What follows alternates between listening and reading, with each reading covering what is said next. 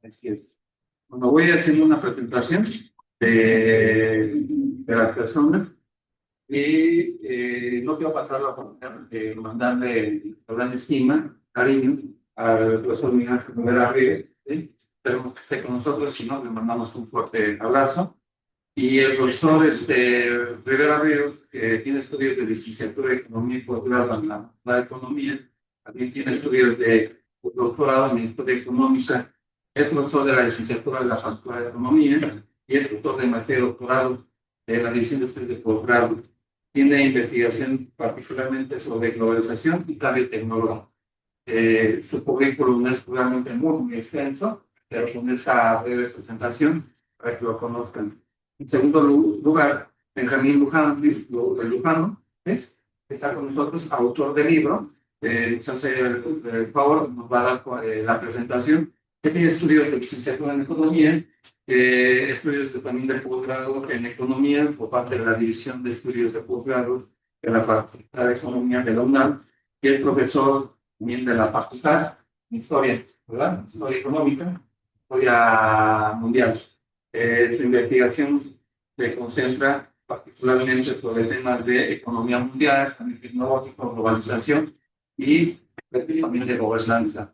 Y el doctor Sergio Cama Izquierdo, que lo conoce, profesor investigador del Departamento de Economía, tiene el doctorado por parte de economía por parte de la Universidad Complutense, ya tiene largo tiempo con nosotros aquí como investigador, parte del área de investigación de la Fundación Capitalista, es miembro del Ejecutivo Cultural de Economía Política, ha sido coordinador de Ejecutivo Cultural de Economía Política, titular del área de investigación de Sociedad de Acumulación Capitalista, jefe del Departamento de Economía, de División, y su investigación ronda sobre aspectos de economía crítica, economía política, aspectos financieros y todo lo que tiene que ver con capitalismo contemporáneo. Bien, vamos a hacer el siguiente orden presente Benjamín, va a hacer una presentación de lo que dice el libro,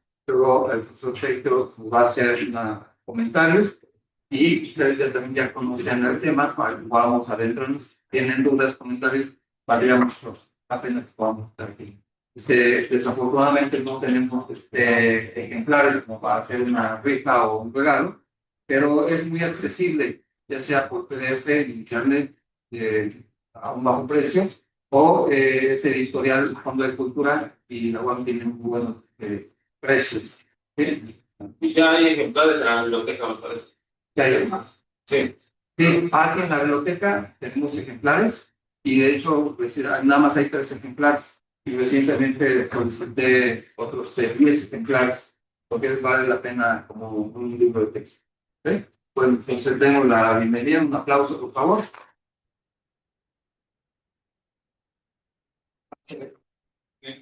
Bueno, muy buenos días a todas y todos. Gusto estar aquí, es mi primera vez que vengo de visita a la UAM Azcapotzalco.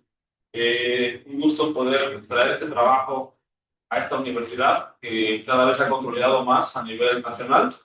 Entonces, y también un placer compartir esta sesión con el doctor Sergio Cámara y el profesor Miguel Barrios, grandes colegas y reconocidos. Bueno, primero quisiera comentarles que este libro, El capitalismo del quinto contrapié, acumulación de capital, tecnología digital y procesos socioinstitucionales, fue publicado hace 2 años por el Fondo de Cultura Económica. Es un libro. Sí.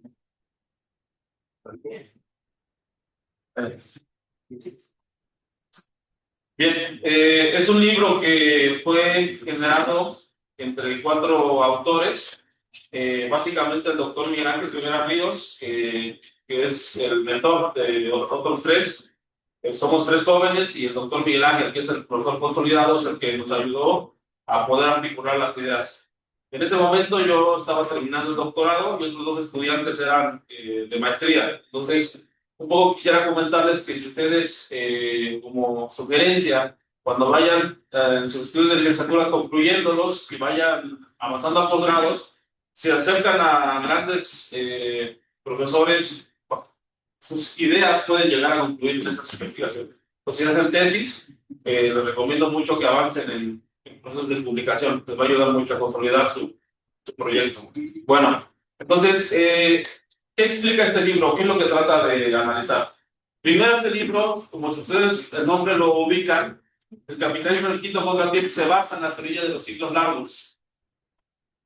Nikolai Kondratiev fue un economista ruso que planteó la idea, a partir de un estudio estadístico, de que la economía mundial tendría a generar ciclos prolongados de auge y descenso. Me apoyaré con así. Entonces,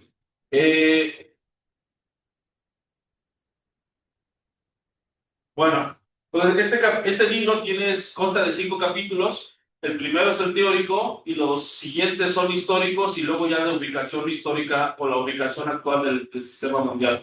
Entonces, lo que les platicaba es que Nikolai Kondratiev propone esta idea del auge y el descenso prolongado del capitalismo, pero no solamente él, también teóricos como Van Gelderen, un holandés marxista, también observó que el capitalismo tendía a generar un auge prolongado de por lo menos 60, 70 años y luego tendía un auge, perdón, de 30 años y luego venía un descenso de un periodo similar.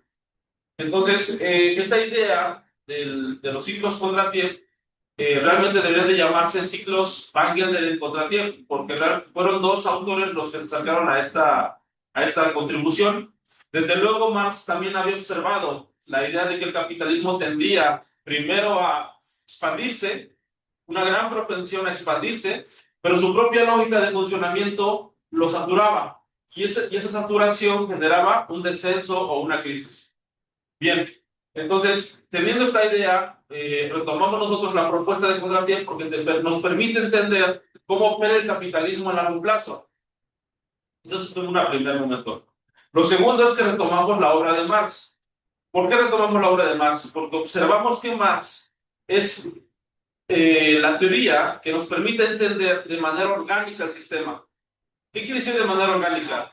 Que lo financiero, lo tecnológico, lo económico, lo político, lo productivo no están disociados, sino que operan todos sistémicamente, todos los elementos operan de manera conjunta. Entonces, lo que observamos es cómo opera el capitalismo como un todo, como una unidad orgánica, y cómo esos elementos que lo componen se van desenvolviendo en largo plazo. No sé si queda la idea por eso es el capitalismo del quinto Kondratiev se refiere al quinto ciclo largo. Desde que Kondratiev propuso esta idea, estamos hablando de la década de entre 1910 y 1920, que Kondratiev propone esta idea. De ahí comienzan a aparecer más estudios sobre el estudio del capitalismo en ciclos. Y hay diferentes ciclos, ciclos de 5 años, de 10 años, se llaman Kugler-Ritchie, no sé si los conozcan. Entonces, todos estos ciclos es entender el capitalismo que genera esa expansión y luego esa caída. Y el ciclo Kondratiev es el ciclo más largo, de manera económica, de 60 a 70 años. Pero hay una cuestión que ensombreció a esta idea de los ciclos Kondratiev, y es que quien adopta la idea de Kondratiev y la convierte en una visión liberal es Schumpeter. Schumpeter fue un economista austriaco que planteó que la idea de Kondratiev era muy importante, muy revolucionaria, pero que los ciclos Kondratiev, decía Schumpeter, tienden a tener una armonía. ¿Qué quiere decir una armonía? Que aproximadamente cada 50 y 60 años el ciclo aparecía y luego caía. Y luego otra vez se volvía a repetir la misma idea. Entonces, la idea de armonía, la idea de automatismo, una vez que se cayó el sistema, no se preocupen, el sistema se va a volver a recuperar por su propia lógica de funcionamiento. Y además de eso, existe armonía, sin automatismo y irregularidad. Entonces, la idea de Kondratiev, bajo los argumentos de Schumpeter, era de que el capitalismo iba a funcionar así de manera intermitente. Desde luego, eso era debatido por los marxistas. Trotsky fue un gran crítico de la idea de economía. ¿Por qué los marxistas estaban contra esta idea? Porque decían que el capitalismo no tiende a recuperarse, sino que lo que planteó Marx es que hay una tendencia descendente de la tasa de ganancia. O sea que el capitalismo tiende a declinar, no tiende a recuperarse cíclicamente como lo planteaba Schumpeter. Schumpeter era liberal. Él decía, hay ciclos, pero el capitalismo se recupera por el cambio tecnológico. Y Marx decía, no es así, porque el cambio tecnológico lo que hace es que la composición orgánica del capital disminuye la extracción de plusvalor debido a que se ocupa menos fuerza de trabajo. Entonces el capitalismo no tiende en el largo plazo al ascenso, sino tiende a la caída. Bueno, este debate finalmente quedó, el debate se da dentro de la Gran Depresión y el capitalismo se recupera. O sea, básicamente la idea en ese momento, la ganadora fue la de Schumpeter, porque el capitalismo logró recuperarse, vino la edad de oro del capitalismo, una época de prosperidad sin paralelo que duró desde 1950 hasta 1973. Entonces, esa idea de los ciclos Kondratiev, digamos, quedó superada y el capitalismo tendía a recuperarse. Bueno, desde luego, hubo una cuestión trágica porque Kondratiev es asesinado por Stalin, derivado de que lo asociaron a un partido comunista que estaba gestándose. Pero entonces los ciclos Kondratiev, la teoría de los ciclos Kondratiev quedó asociada a la idea de regularidad, automatismo y búsqueda de liberalismo que planteaba Schumpeter. Llegado a la década de los 70, vino una fuerte crisis mundial que ustedes conocen. Esa crisis mundial echa por tierra la idea de que el capitalismo tendría a recuperarse siempre, porque se observa un estancamiento con una inflación que generó una gran deterioro y búsqueda de formas de solucionar la crisis. Huelgas, movilización social, desde luego estamos en el 68 en México, en Francia, en Checoslovaquia, en Praga, en Berkeley, etcétera. Entonces, una gran movilización social, los sindicatos quedaron apabullados y finalmente viene esta reestructuración del sistema basada en las reglas de corte neoliberal, pero además otro elemento sustancial que es la tercera revolución industrial. Entonces, lo que estamos planteando en el libro es que para que el capitalismo pueda operar en ciclos de largo plazo requiere un cambio tecnológico profundo que permita recuperar la productividad y que la totalidad económica social logren eficientarse. Entonces, de hecho, en el libro explicamos que no se trataría del quinto Kondratiev, porque por esta cuestión de que no existe automatismo ni periodicidad, utilizamos un autor que se llama Tylecott, no es muy conocido, pero con él explicamos y rompemos la idea de que los ciclos Kondratiev tienden a tener esa periodicidad, sino que pueden ser ciclos de 50 años o hasta 100 años, dependiendo de cómo opere el mecanismo que estructura el sistema. En fin, bueno. Otra característica que retomamos es que en la década de los 70 y los 80 aparecen fuertes críticos que reviven la idea de los ciclos Kondratiev, y entre ellos uno muy conocido es un belga llamado Mandel, Ernest Mandel. Y Ernest Mandel lo que va a plantear es que el capitalismo sí opera en ciclos de largo plazo, pero también existe un mecanismo que determina cómo funciona la onda, y es la lucha de clases. Es decir, para Schumpeter, el ciclo Kondratiev todo lo explica el cambio tecnológico. Hay un ascenso, se satura el sistema y hay una caída, pero todo lo determina el cambio tecnológico. Y faltaba algo sustancial. ¿Qué pasa con los movimientos sociales?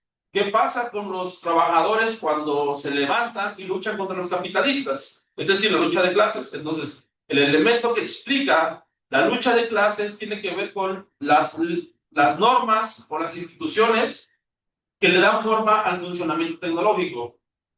Pero tomamos dos conceptos, uno que se conoce como marco social institucional o marco institucional, se refiere a la cristalización de las fuerzas entre los sectores sociales.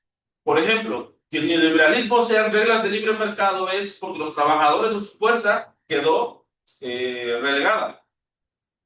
Pero si los trabajadores logran conquistar o logran ganar prebendas a los capitalistas, entonces se convierte en otro tipo de reglas sociales. No sé si me explico. Entonces, las reglas que determinen el juego del capitalismo están centradas en cómo se determina la fuerza entre los capitalistas y los trabajadores. Los trabajadores logran conquistar más beneficios, entonces las reglas no son neoliberales, son distintas. Se busca regular más al capitalismo. Entonces, las dos fuerzas estructuradoras del sistema son la lucha de clases expresada en el marco social institucional y la tecnología, o llamado también paradigma tecnoeconómico. Un poco retomando más sería la estructura y la superestructura, básicamente. Entonces, teniendo claro eso, ¿me puedes apoyar? No, son como tres, ya me Sebas. Otra. Siguiente. Ok, esta. Entonces, ¿cómo funciona el capitalismo del quinto contratiempo? El capitalismo del quinto contratiempo también tiene muchos nombres. Se le ha llamado capitalismo cognitivo, sociedad de la información, se le ha llamado capitalismo globalizado o digital global, etc. A lo que se refiere es al periodo que existe entre la década de 1980 a la actualidad, a 1925. Estamos hablando de un ciclo de 45 años. Entonces, ¿qué es lo que sucede dentro de este capitalismo? ¿Se trata del mismo capitalismo que estudió Marx o es un capitalismo distinto? ¿O sigue siendo capitalismo? Esas preguntas nos las hacemos porque Marx, cuando estudia el sistema capitalista, era un sistema embrionario. Era un sistema que apenas venía emergiendo en la parte norte de Europa. Y además, ese capitalismo que era embrionario, Marx detecta y profetiza que por su mecanismo de funcionamiento, sus tentáculos van a absorber todas las sociedades que involucra el mundo. Entonces, Marx, con su fuerza teórica, con su intelecto, logra detectar que este sistema va rompiendo las barreras culturales y geográficas y se expande, involucrando a todas las sociedades en su lógica de funcionamiento. ¿Qué quiere decir eso? Que toda la humanidad, en un momento, decía Marx, se va a basar sus relaciones en compra-venta. Cualquier ingreso que ustedes tengan en su bolsillo provino de comprar y vender algo necesariamente, porque eso es una sociedad de mercado. O sea, el capitalismo es la cristalización de una sociedad de mercado. Quiere decir que todo funciona a través de la compra-venta. Marx logra detectar eso y eso se consolida efectivamente en los 80s. ¿Cómo se consolida eso? Porque la tercera revolución industrial y las reglas de corte neoliberal lo que van a hacer es que va a involucrar a los países que antes se encontraban fuera del capitalismo, como fue la parte soviética, China y la India. Y en ese momento lo que se va a observar es un capitalismo que se globaliza, es decir, su estructura geográfica espacial cambia y todo se organiza y se interconecta a través de relaciones mercantiles. Eso es básicamente el capitalismo en quinto contratiempo. Lo que observamos, si se pueden dar cuenta, es esta gráfica.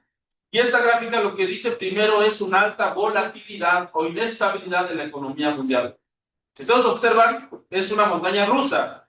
Subida, caída, subida, caída, subida, caída. Este capitalismo que se consolida en los 80s tiene como fuente motora la tecnología digital, que inicia como las TICs, las tecnologías de la informática y las telecomunicaciones. Pero esas tecnologías tienden a converger en un solo sistema. Y ese sistema se le llama digital o sistema genérico digital. Entonces, el capitalismo se expande basado en la tercera revolución industrial, en el sistema genérico digital, pero tiende a generar una alta inestabilidad. Y esa alta inestabilidad está sustentada en la interconexión de todos los países y en el libre mercado. Eso es básicamente lo que estamos detectando. Entonces, si ustedes pueden observar, lo que estamos planteando es que las finanzas, la tecnología, las instituciones y la política están interconectadas en un todo. Entonces, ¿qué otra cosa observamos? ¿Qué es el capitalismo? La tecnología digital, basada en las reglas del libre mercado, tiende a generar una rápida difusión. Cuando decimos en el libro, existe un acople, es porque las instituciones permiten que la tecnología se difunda, porque si no se difunde la tecnología, no puede haber crecimiento ni elevamiento de la productividad. Pero sucedió algo curioso, porque las instituciones de corte neoliberal generan una rápida difusión, pero se concentran en pocas manos a inicios de la década de los 2000. Entonces, hoy en día, lo que nosotros definimos en el libro como el Big Tech se refiere a un emporio tecnológico a nivel global que concentra el poder tecnológico y que su difusión en las distintas ramas de la economía están bloqueadas. A ustedes les parecería extraño lo que les acabo de decir, porque van a decir, profesor, pero todos tenemos un celular en la mano, todos tenemos una cuenta de Facebook y utilizamos Google y Drive para poder hacer nuestras tareas. Entonces, ¿cómo que hay una baja difusión? La cuestión es que la productividad y la economía requieren que la tecnología se difunda, pero en los sectores económicos, no con fines de entretenimiento. Puede haber miles de millones de interacciones en TikTok y cargas de videos en YouTube, pero eso no tiene un impacto en la economía ni tampoco en la productividad. Requiere que los servicios hospitalarios, que los servicios de agricultura, okay, y que distintos elementos operen dentro de este mecanismo. Siguiente.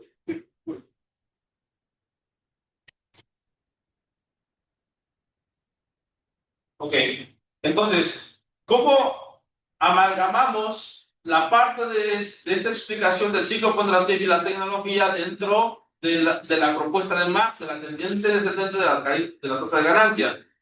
Lo que sucede es que la tasa de ganancia en promedio tiende a declinar, pero los grandes capitalistas evaden la caída o evaden la tasa de ganancia se bifurca porque los grandes capitales operan utilizando la tecnología y lo que se llama las cadenas globales de valor. Entonces, las cadenas globales de valor es una forma en la cual el gran capital que se mueve a nivel transnacional echa mano de recursos humanos y ambientales de menores costos y de esa manera genera ganancias extraordinarias que las traslada a el sistema accionario. Es otro elemento que explicamos. El capitalismo del quinto cuantitativo es un capitalismo que está basado en reglas de corte liberal, que se dinamiza por la tecnología digital, pero además tiende a financiarizarse. ¿Qué significa que se financiariza? Significa que el principal elemento para generar o para acumular capital no se encuentra en la estructura productiva, sino se encuentra dentro de la esfera financiera, porque ahí se traslada el exceso de capital para lo que más llamo capital ficticio, es decir, la recompra de las acciones de las empresas para elevar su cotización bursátil, porque es la manera en que se acumula el capital en la actualidad, en la actual etapa. Entonces, lo que hace un momento les preguntaba era, ¿se trata del capitalismo que estudió Marx? La respuesta es sí y no, porque sigue siendo capitalismo, pero es otro capitalismo. Es un capitalismo distinto porque las herramientas cambiaron, las personas cambiaron, los agentes cambian, las instituciones cambian, las herramientas cambian. Entonces, aunque sigue siendo un capitalismo basado en la lógica de acumulación de capital y extracción de plusvalía, los elementos que lo estructuran son de una naturaleza distinta. Por lo tanto, el capitalismo tiene una dinámica diferente a como lo observó Marx. Y ese capitalismo que observa Marx y que nos permite entenderlo con su teoría a la actualidad, es un sistema que se ha logrado expandir, que utiliza el capital ficticio como principal herramienta de acumulación de capital y que además ha generado un ejército industrial global de reserva, porque derivado de las cadenas globales de valor, se generó una subasta entre los trabajadores cuyo nivel de vida se ha venido deteriorando. Entonces, las marchas que hubieron de la generación Z, etcétera, lo que hemos observado es que desde los 80s, o los llamados los millennials y luego la generación Z, van a observar un nivel de vida inferior al de sus padres. ¿Por qué sucede eso? Porque este capitalismo lo que va generando es una competencia a nivel mundial entre los trabajadores.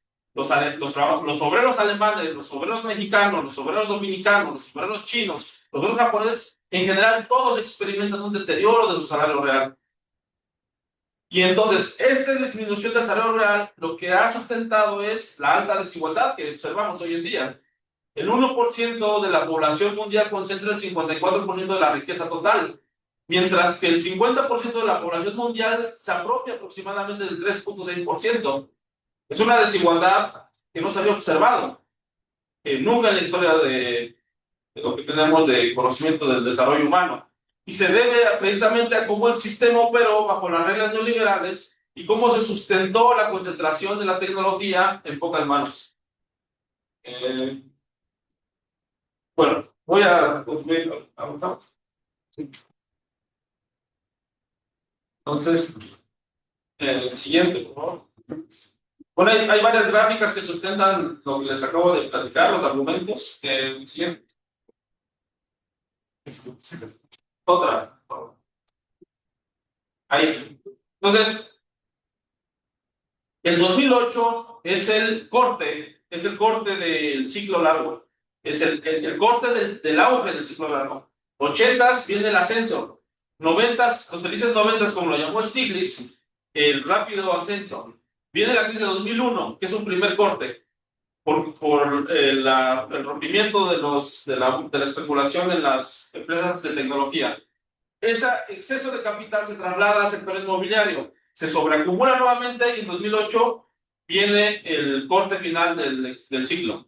¿Qué viene después? Lo que viene después es una crisis y una depresión, pero la depresión se convierte en recesión derivado que aparece un actor que antes ya había tenido un papel importante, pero estaba dormido, vamos a llamarlo así, el prestamista de última instancia.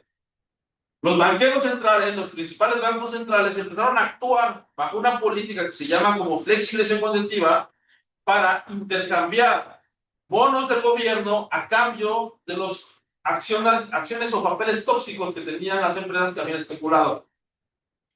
¿Cuál es el resultado? Y eso a lo mejor les va a sorprender. El endeudamiento de los países. Si ustedes observan la deuda de Estados Unidos, la deuda de los países de Europa, del propio Japón, Corea, ha crecido enormemente. Estamos próximos a un default fiscal. La deuda es insostenible para los países. Deuda pública. Entonces la pregunta es, ¿a quién se le debe? Y si ustedes ven las estadísticas, en Estados Unidos del 100% de su deuda, el 70% de la deuda, como se pensaría, es a los chinos. Es falso. La deuda la deben a los propios estadounidenses. Rarísimo, ¿verdad? ¿Por qué se le debe a los propios estadounidenses? Porque quien compraba los bonos del tesoro que endeudaron al gobierno estadounidense eran los grandes capitales estadounidenses. Entonces, el prestamista de última instancia genera una política de dar liquidez o cambiar dinero de alto valor por los papeles tóxicos que eran de los capitalistas que habían especulado durante este proceso. Entonces, la recesión es que el capitalismo ni muere ni crece, es un zombie, ni colapsa ni se recupera, es un largo estancamiento, como lo dominó Michael Roberts. Entonces, este largo estancamiento se cruza con el COVID-19 y el COVID-19 lo que hace es acelerar los procesos. ¿Qué procesos aceleraron? Primero, la fractura de la globalización. Comienza una búsqueda de dos potencias que antes eran los principales socios, se convierten en los principales enemigos. China y Estados Unidos. Ellos fueron los ejes de la globalización porque mientras Estados Unidos daba el diseño y la tecnología, China lo manufacturaba y se generó la fábrica global. Los precios de los automóviles, los juguetes, el calzado, los textiles, los muebles descendieron enormemente. Por eso es que la mayor parte de nosotros podemos comprar un celular, podemos tener 10 pares de zapatos, pero no van a poder adquirir una vivienda, ni tampoco van a poder adquirir salud o educación generalizada, porque los bienes públicos o sociales que proporcionaba el Estado se empezaron a encarecer mientras que la manufactura tendía a disminuir los precios. Entonces, en ese proceso se rompe la relación y comienza China a actuar como retador frente a Estados Unidos y esa dinámica se convierte en una explosión o una implosión geopolítica que se reproduce en Europa y hoy en día le toca también al pueblo palestino y entre otros sectores, porque Estados Unidos, que era el garante de la estabilidad, ya no puede darla. Y esa estabilidad que se rompe se expresa en que empiezan a recrudecerse las guerras intestinas dentro de cada sociedad o los países. Entonces, pues bueno, nosotros llegamos hasta el 2020 como el foco de estudio, porque el libro se publica en 2023, tarda 3 años en salir publicado, pero las bases que explicamos nos dan para entender todavía lo que sigue pasando actualmente y lo que se va a pasar posteriormente. Porque algo que también se explicamos en la obra es que la inteligencia artificial no es una cuarta revolución industrial, sino que trata de la misma, la tercera revolución industrial que llega a un segundo nivel, porque la tecnología digital logra automatizarse gracias a los algoritmos. Y de esa manera estamos en un panorama muy difícil, porque mientras la tecnología sigue en manos de los grandes emporios tecnológicos, su desarrollo tiende no a solucionar los problemas, sino a la manipulación, lo que una autora llamó el capitalismo de vigilancia. La gran tecnología digital no es para solucionar los problemas de secuestros, de violencia, el cambio climático, no se está usando para eso. Se está usando sobre todo para manipular, para destinar a las personas, a los movimientos sociales, a dirigirnos a la derecha y para estar haciendo aniquilaciones como en Palestina. Y se utiliza la IA para entrenar a los drones para asesinar a los niños y a las mujeres. Entonces, eso es lo que explicamos un poco en la obra y, bueno, lo dejaré aquí. Gracias. Muchas gracias.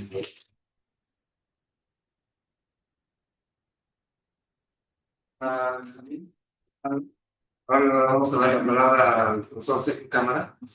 Y una presentación. ¿Sí? ¿Qué? Sí, es que no,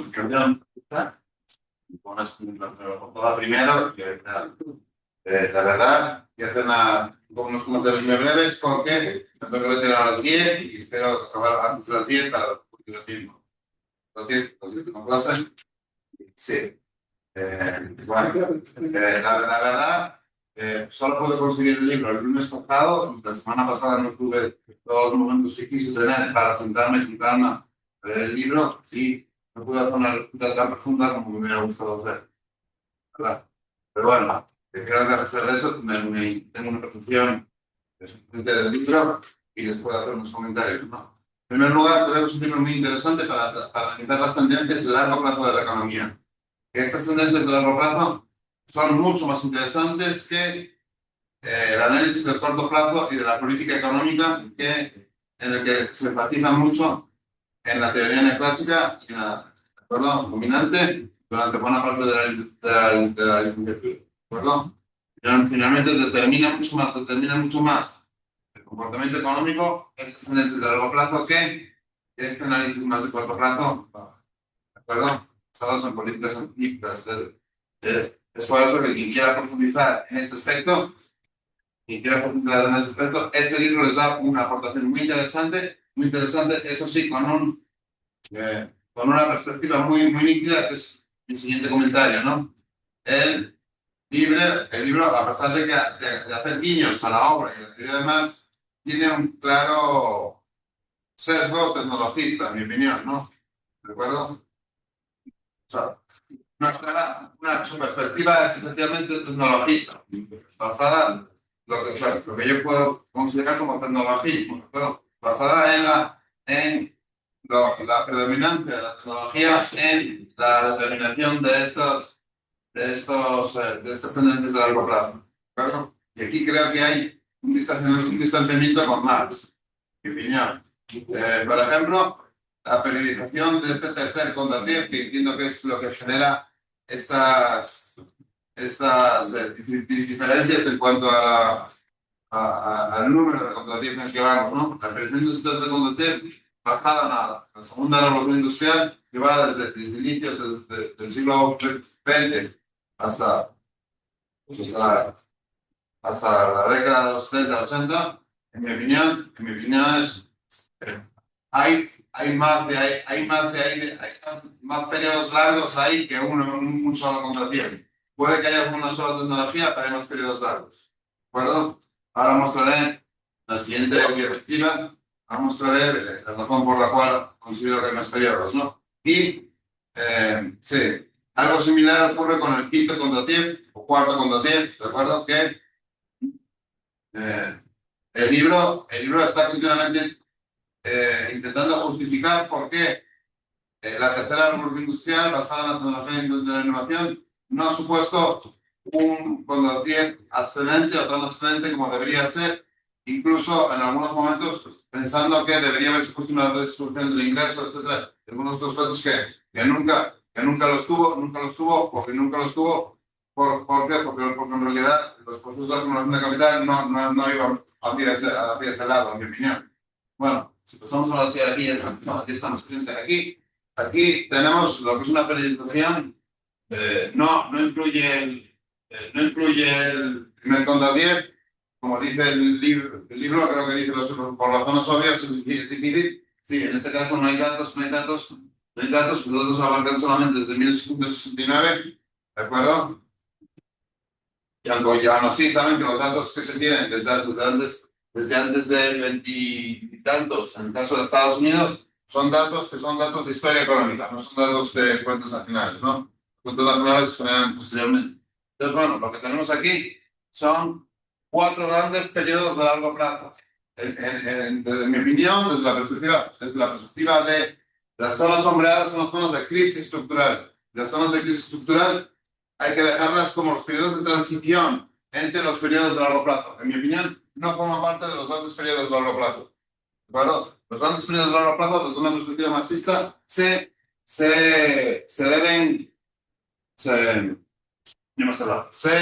configuran especialmente por la tendencia de la tasa de ganancia. Como comentaba Benjamín, ¿verdad? Pero siendo estrictos con esto, lo que observamos es un primer periodo de caída tendencial de la tasa de ganancia que lleva a esta crisis estructural de rentabilidad de la década de crisis estructural de la rentabilidad de la década de 1900, o sea, de finales del siglo XX, ¿de acuerdo? Un periodo de recuperación de la tasa de ganancia que se verifica muy lentamente y que solo se verifica luego, posteriormente, en la siguiente crisis estructural, que es de tipo financiero, no es de rentabilidad, ¿de acuerdo? Y se da un proceso anómalo, porque es un proceso anómalo en el capitalismo, porque no sabemos por qué la tasa de ganancia estaba elevada, no sabemos por qué el sector no ganancia. Aquí sí que sabemos un poco más de por qué durante este proceso, durante este periodo de depresión y entre guerras, con la guerra mundial, sí sabemos un poco de por qué se eleva tan rápidamente la tasa de ganancia. Hay un proceso de depuración tecnológica muy importante, muy importante, y tenemos una elevación de la tasa de ganancia y una tasa de ganancia elevada que desciende, que cae tendencialmente en la edad de oro, que comentaba, en la edad de oro, y que conduce a una nueva crisis estructural de rentabilidad en la década de los 30. Y posteriormente se da, ¿verdad? Un periodo de recuperación de la tasa de ganancia, pero muy leve, que muy leve esta recuperación de la tasa de ganancia, que por eso implica ese periodo de largo estancamiento y que conduce a una nueva crisis estructural, pero que es de tipo financiero que no ha acabado todavía. Que bueno, aquí la verdad yo lo tengo mal, lo tengo que corregir. Estoy de acuerdo con el libro que la crisis estructural inicia en 2001. Como plantean en el libro, la crisis típica que implica el quiebre es la crisis típica de 2001, es fundamental. No es la gran recesión de 2008, es la de 2001. Ahí es el punto de quiebre fundamental. ¿Por qué? Porque efectivamente el auge tecnológico, o bueno, si se puede hablar de un momento de auge tecnológico en este quinto contra 10, será desde la mitad de los 80 y en los años 90, en el boom del Clinton, con un cambio técnico favorable, en Estados Unidos, un cambio técnico favorable en Estados Unidos que permitía incrementos de la productividad superiores a los incrementos en la composición técnica del capital, como decíamos. Pero fue un espejismo en el sentido que duró muy poco. Un espejismo en el sentido de que duró muy poco. ¿De acuerdo? Y bueno, para concluir mis comentarios, pasamos a lo siguiente. ¿Por qué? De acuerdo. ¿Por qué existe un freno al progreso tecnológico en el neoliberalismo? Porque, bueno, vamos al anterior. Sí, porque digo, al periodo, nosotros desde la economía marxista preferimos llamarlo neoliberalismo. Vamos a anterior nuevamente. Sí, bueno, y aquí nosotros hablamos de onda larga expansiva, onda larga expansiva y ondas largas recesivas, ¿de acuerdo? Son ondas largas que tienen que se caracterizan de forma diferente, son distintas, ¿de acuerdo? No son estos largos periodos no son equivalentes uno a otro, sino que son distintos. Generalmente se da una sucesión de ondas largas expansivas y ondas largas recesivas. Sin embargo, el paso de una onda larga expansiva a una onda recesiva es muy complejo. Es muy complejo. Aquí se dio por unas características especiales que se dieron aquí. Aquí no se está dando porque no se están dando estas características especiales.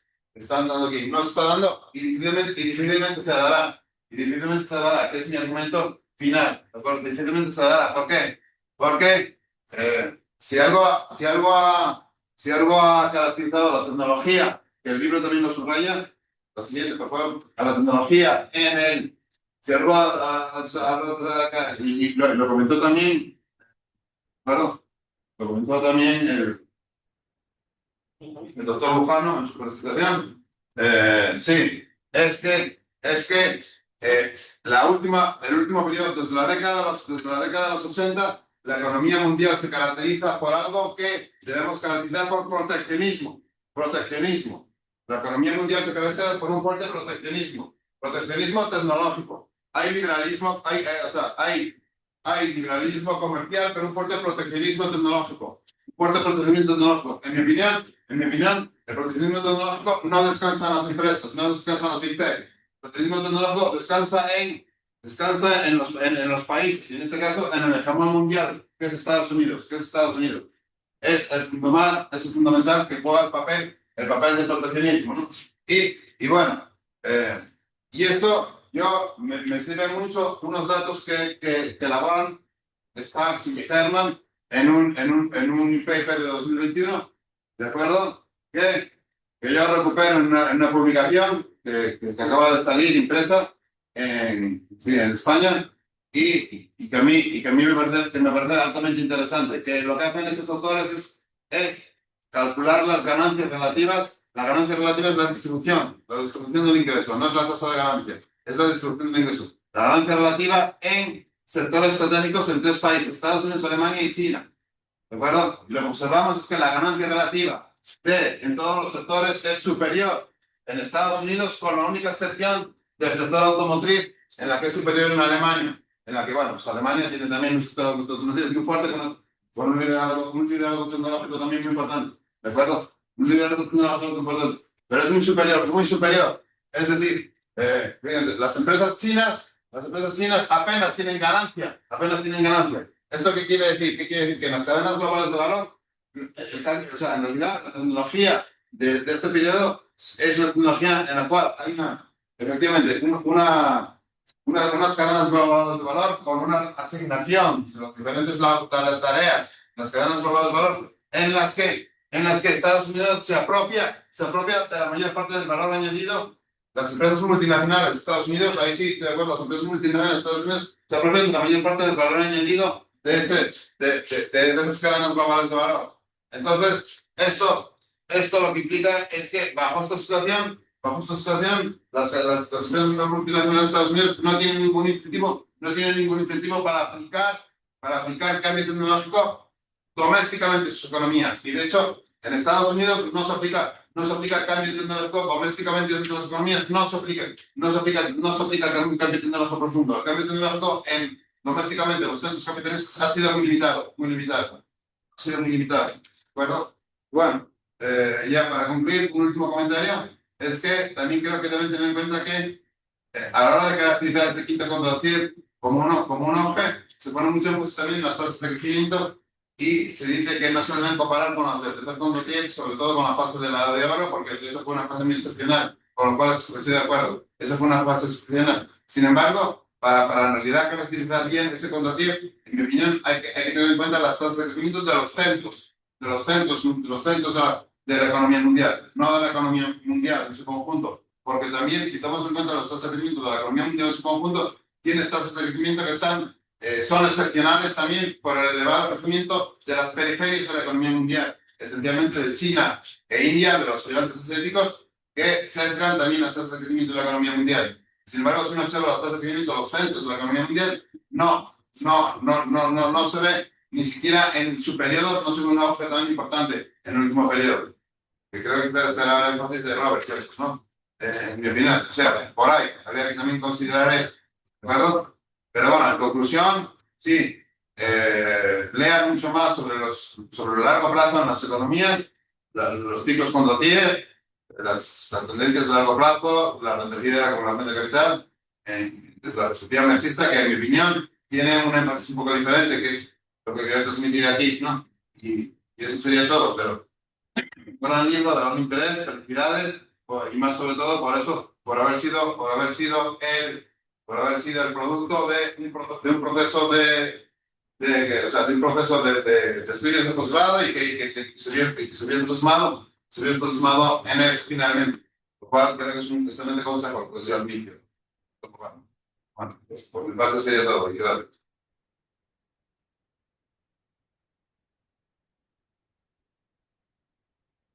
Muchas gracias a los de la Cámara. Estamos sobre tiempo. El profesor Sergio tiene actividad docente, el profesor Lucano tiene sus compromisos, bien, pero podemos platicar un poco con él acá afuera. Ustedes tienen clase, pero ahí está el libro. Va a haber ejemplares en la biblioteca para que puedan discutir. El contacto con los profesores, ustedes ya lo tienen. Y bueno, quisiéramos tener un poco más de espacio para poder discutir. Pero como ven, es un documento muy vinculado a una discusión, como ya lo hemos planteado, una visión tecnológica a través neoschumpeteriana con marxismo, pero sobre todo algo muy importante, se trata de estudios del capitalismo específicamente histórico y concreto. No se trata de investigación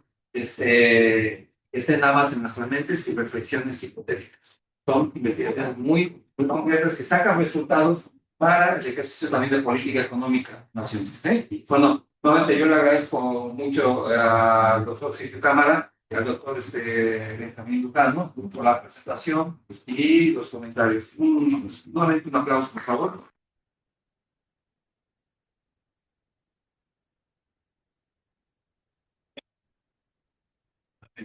Sí, algunas cosas de